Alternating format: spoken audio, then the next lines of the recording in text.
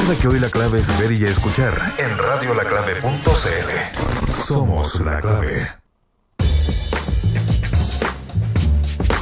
11 de la mañana con 5 minutos. Sigues en Combinación Clave y ya está con nosotros nuestro próximo entrevistado. Tienen un seminario en estos días. De hecho, hoy día estamos a 26. Es mañana, entonces. El seminario tiene que ver con la autonomía de la Defensoría Nacional. Ay, perdón, es que me escuché más fuerte. Ah, te di un pencazo de sonido. Tenemos fonos y los regulamos el volumen del Álvaro, y yo me sentí más fuerte, pensé que yo estaba hablando más fuerte. Llevo una hora buscando el que no, corresponde. Ese es el mío, ese es el mío. No lo hago más, pues. Estaba con todo el vuelo, sigo. Iba súper bien, iba muy bien. Pero ahora me olvidé de todo, no. Ya, okay. Como decía, mañana hay un seminario y tiene que ver con la autonomía de la Defensoría Nacional. Es uno de los temas que vamos a hablar con el Defensor Nacional que está con nosotros, Andrés Manque. ¿Cómo está, Andrés? Muchas gracias por acompañarnos. Muy buenos días, muy bien y muchas gracias por la invitación. ¿Por qué no nos define? ¿Ustedes están buscando autonomía como Defensoría Nacional?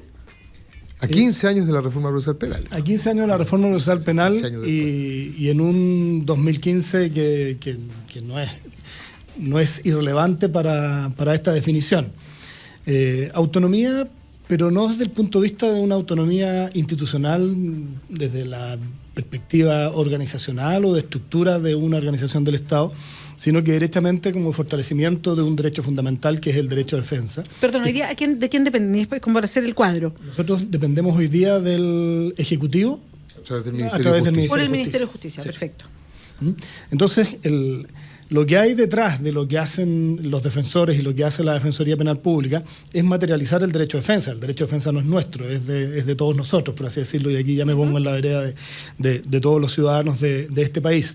Y cuando estamos hoy día en un escenario en que el sistema de justicia, para meternos derechamente en por qué hoy día es el momento, el sistema de justicia tiene problemas de legitimidad, de confianza en las instituciones que participan en él y de visiones tanto de impunidad por un lado y de vulneración de derechos por otro, con una ciudadanía mucho más informada y mucho más exigente. Bueno, se hace bastante más evidente el hecho que ese derecho que le corresponde a todos los ciudadanos sea garantizado no por una organización del gobierno que puede estar precisamente en la vereda contraria de cada uno de nosotros eventualmente en una persecución penal y desde el punto de vista de la persona del imputado, de la situación de los derechos y los intereses de ese imputado. Entonces, las consideraciones técnicas no pueden depender de las decisiones políticas del momento circunstanciales. Exactamente. La Fiscalía es autónoma. La Fiscalía es autónoma y está muy bien que así sea.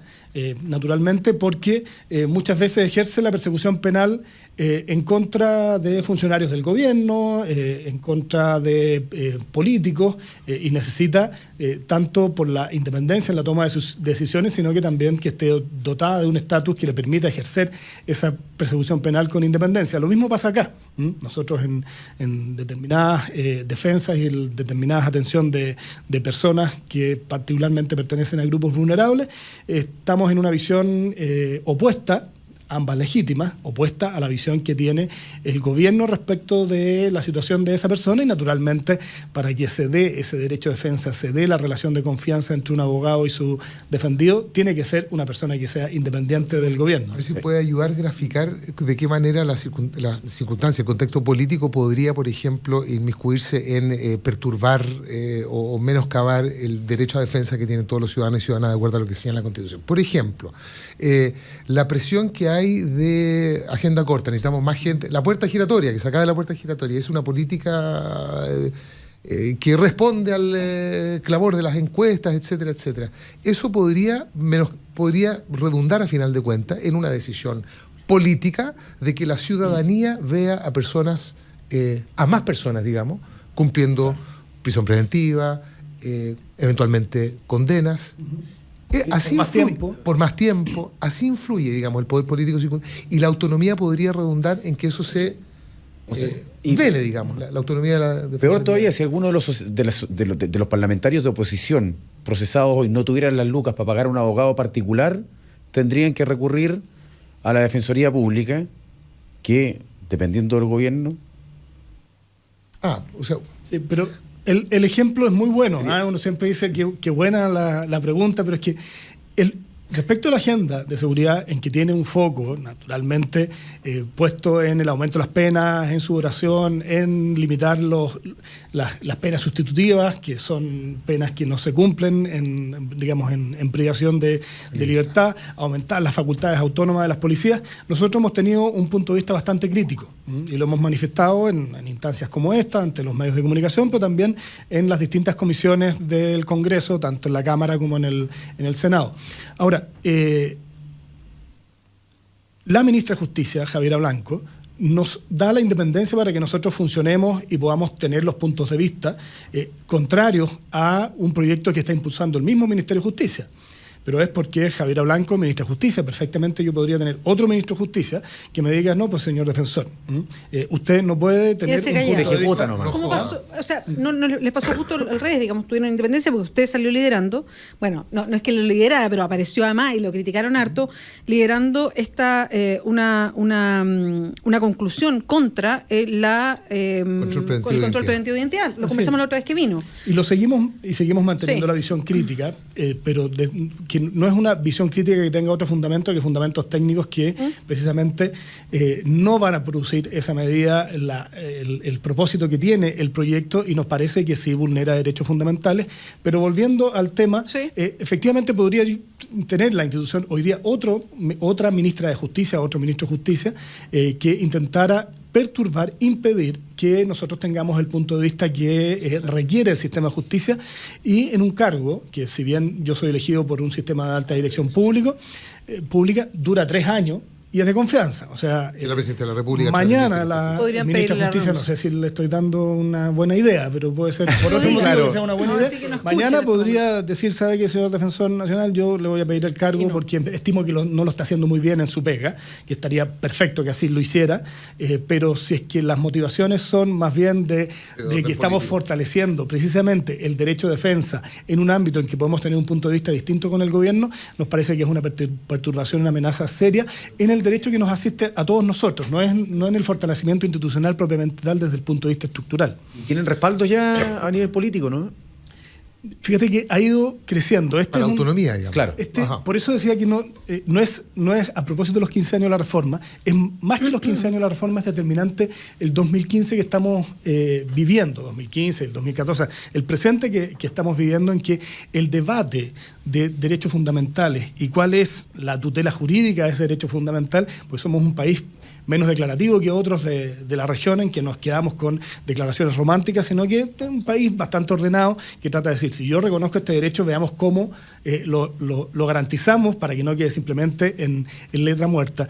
Y desde ese punto de vista, no deja de ser determinante, pero no es extraño, que por primera vez, a propósito de los apoyos, el gobierno esté acompañándonos en este proceso, y tengamos a un Ministerio de Justicia, y particularmente la ministra de Justicia, que está apoyando esta instancia, y en el seminario que tenemos mañana, y muy agradecidos por la relevancia que le estaban dando al inicio de este programa. Tenemos invitados a connotados autoridades políticas, jurídicas, judiciales, que esperemos, esa es la gracia del seminario, que se debate dentro de un contexto en que pareciera ser totalmente necesario que el derecho de defensa esté garantizado por una organización autónoma, del mismo nivel que está garantizado la autonomía de la persecución penal, y del mismo nivel que, respecto de otros derechos, hoy día la ciudadanía está demandando una tutela que no esté restringida muy fácilmente a perturbaciones, amenazas que lo hacen solamente un derecho declarativo. Estamos conversando con Andrés Mánquez, el defensor nacional. Andrés, a propósito de esta discusión que se armó por la agenda corta, antidelincuencia, y la otra vez hacíamos memoria, creo que me acuerdo solo de agendas cortas antidelincuencia y no una agenda larga, que es como lo más terrible que nos pasa, ¿no?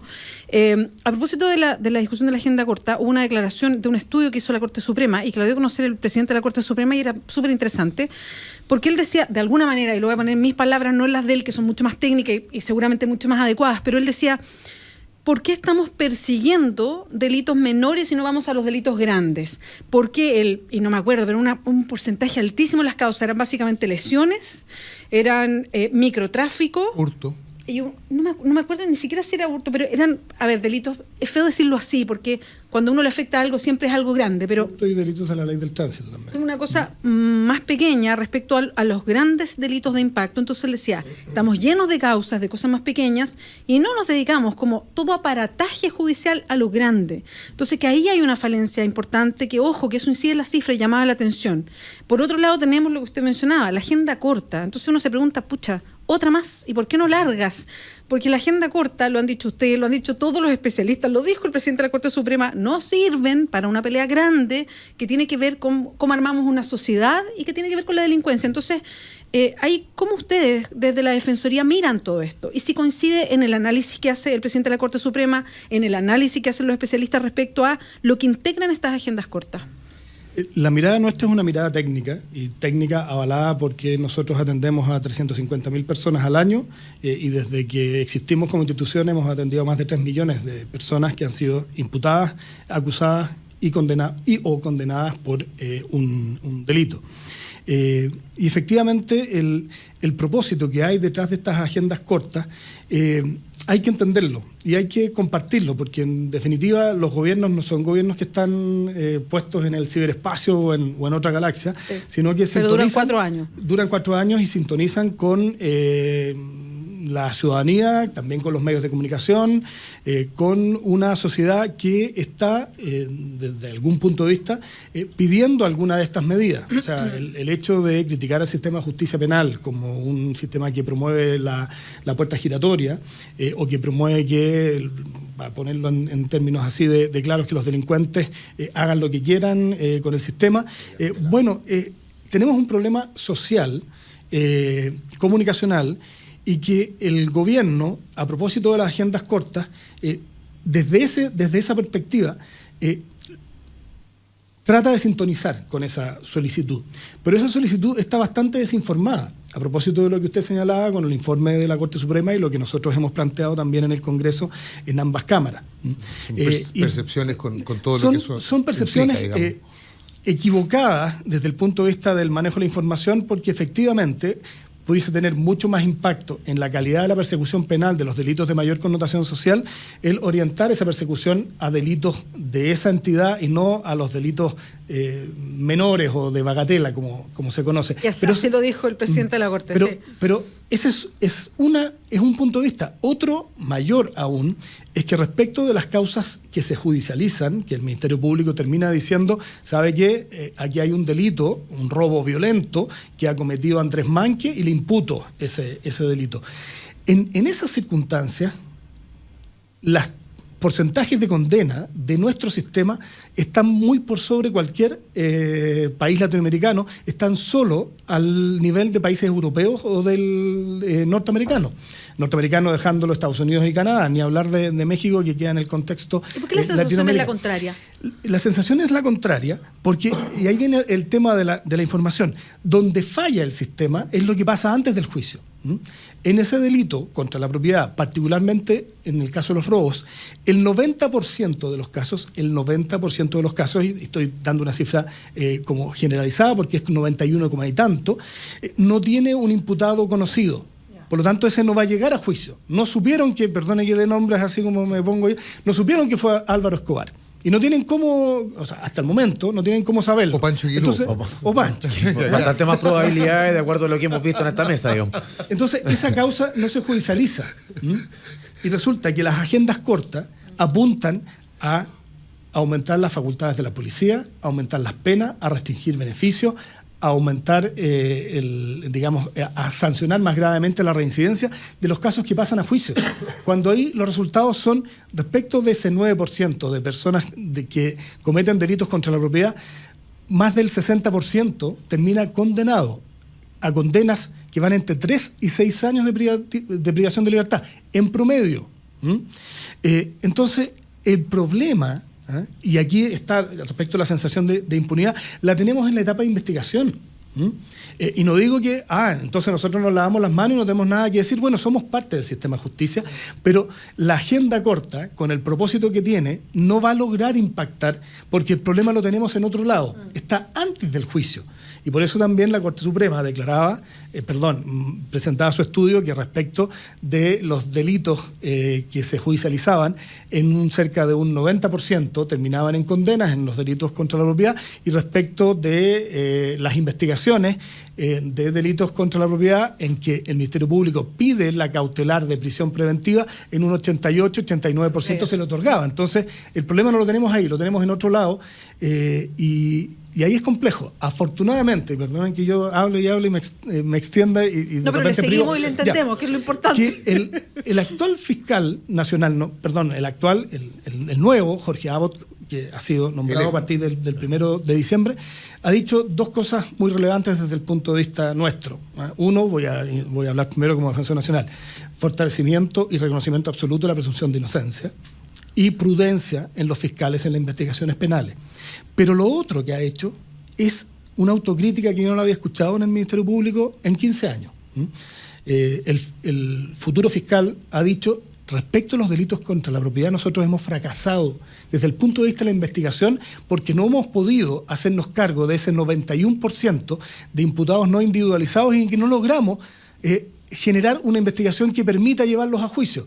Y lo está diciendo de una forma en que de verdad es aplaudible, porque no es que el fiscal nacional diga, bueno, no lo tenemos individualizado y no tengo nada que hacer. O se lo da las manos, es culpa de la policía. Es su pega, y él ha dicho, esta es nuestra pega, y aquí tenemos que modificar nuestros paradigmas de la forma como ellos investigan, y que en el fondo el proyecto de fortalecimiento del Ministerio Público, que ha sido aprobado hace algunos meses atrás por el Congreso y ya fue promulgado como ley de la República, le está entregando las herramientas para cambiar ese paradigma, y que en el fondo, en vez de ser un ente que recibe información acabada, que genera la persecución penal ya desde el punto de vista de la judicialización de las causas, no, ¿sabe qué? Tenemos que estar metidos en la cocina chica de el trabajo con las policías para generar esa información y generar investigación de calidad que nos permita aumentar precisamente las tasas. Eso es lo que falta. Esa investigación de calidad, ahí usted diría que es la fórmula. Sí, ahora,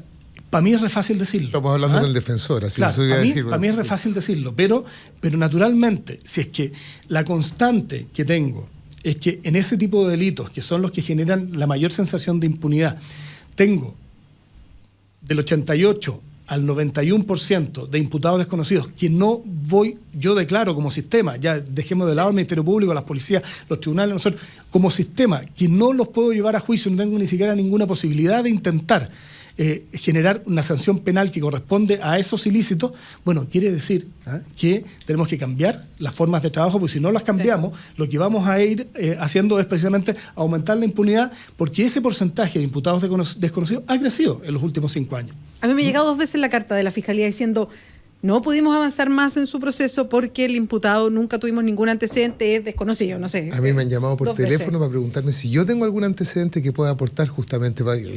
Pero dice, no, yo, la verdad es que no me dedico a eso, no he tenido tiempo para salir a buscar...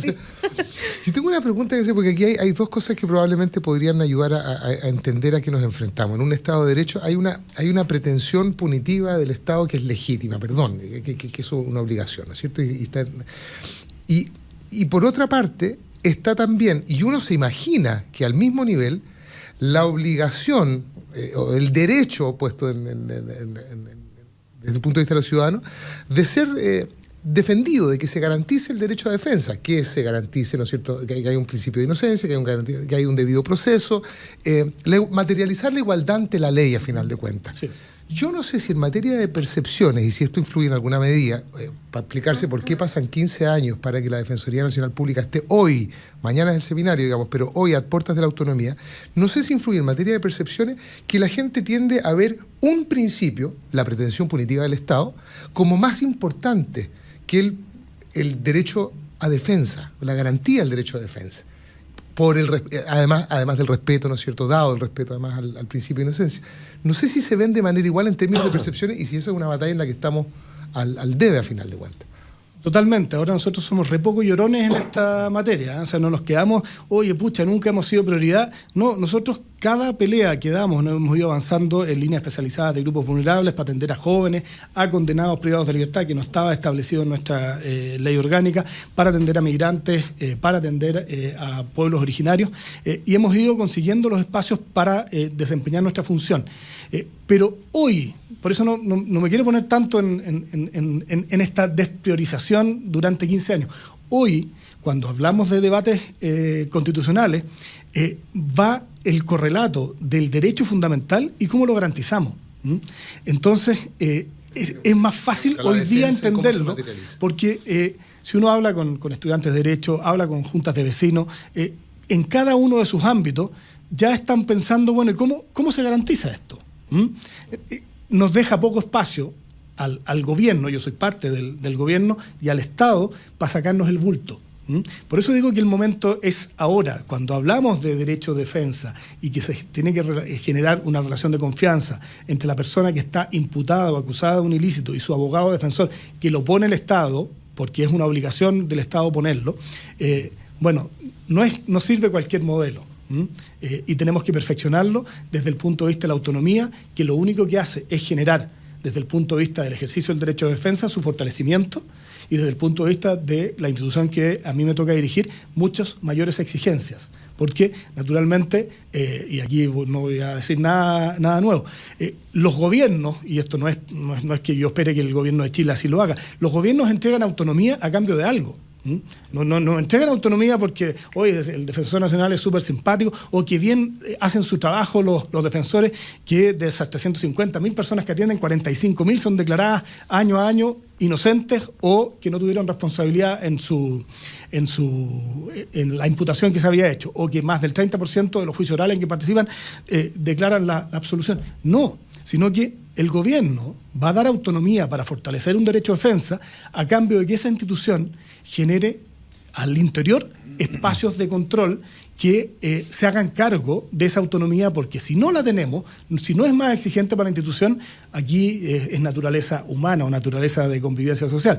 El gobierno no tiene por qué entregar este despliegue, este cambio de estatus a una institución a cambio que no le garantice que efectivamente se va a producir ese fortalecimiento del derecho de defensa del que estamos hablando. La falta de autonomía, como ocurre en otras reparticiones públicas por lo demás, ¿influye en la planta de funcionarios o no? Sí, claro. Influye. Depende mucho de las confianzas del gobierno turno. De las lucas que se destinen, ¿o no? Además. De las que se destinen, y también de la estabilidad. O sea, no solo el Defensor Nacional es un cargo de confianza, todo el equipo directivo. Nuestros defensores son defensores de contrata. Yo, a fin de año, a un defensor, si es que, por ejemplo, en las causas de imputado mapuche, que estamos hablando de causas de imputado mapuche de delitos comunes y corrientes, porque a veces piensan inmediatamente, las causas, y son ínfimas las causas del conflicto territorial. Y que en el fondo a mí me pareciera que tengo aquí un problema con el gobierno, está creciendo mucho, hemos fortalecido mucho nuestra defensa mapuche en la Araucanía, y ¿sabe qué? Voy a cambiar a los 5 defensores mapuches que tengo en la Araucanía, voy a dejar 2, y yo puedo hacerlo. Yo puedo hacerlo a fin de año, porque su contrato termina el 31 de diciembre, y si yo puedo hacerlo, bueno, también estoy expuesto a que me lo sugieran. Y volvemos a lo mismo. Si un derecho es constitucional, no puede ser amenazado ni perturbado. La sola amenaza ya demuestra que no lo tenemos consolidado. Y claramente afecta en eso. Nosotros, a propósito de lo que decía antes, 7 años y medio en la última sesión mixta de presupuesto, le agradecimos al diputado José Miguel Ortiz porque él nos acompañó 7 años para que la Defensoría Penal Pública pudiera materializar en su ley orgánica la línea de defensa penal de adolescentes. Nos demoramos un poquitito mucho. Y eso también habla que no tenemos las oportunidades desde el punto de vista de definir políticas institucionales de largo plazo, y tenemos que volver de nuevo, cambio de gobierno a foja cero o cambio de defensor. Mi cargo dura 3 años. Puede ser renovable, pero en general la norma, la lógica ha sido 3 años. Bueno, el Ministerio Público tiene 8 años. El fiscal nacional tiene la oportunidad de generar una política de persecución, el cambio de paradigma, el fortalecimiento de ciertas orientaciones que estábamos hablando al inicio. Yo no la tengo. Y está mal que no la tenga, no es que no la tenga yo. El Defensor Nacional no la tiene porque en 3 años se va. 11:30, justo. Nos vamos a ir a la pausa, pero antes el Pancho Aguiluz nos debe algo. Sí, pues, comentarles que Casa Mía es más que una residencia de adultos mayores, es un lugar para vivir plenamente la vida. Son departamentos de 3 tamaños con enfermera y médico residente. Hay plena independencia para vivir los años dorados, con actividades semanales como taller de pintura, coro, bingos y más. Está en Normandía 1882 en la comuna de Providencia. El teléfono es el 22-343-0006 y la página web residenciacasamia.cl. 11:30. Seguimos conversando con Andrés Manque, el defensor nacional. Vamos a hacer una pausa. Volvemos a Combinación Clave.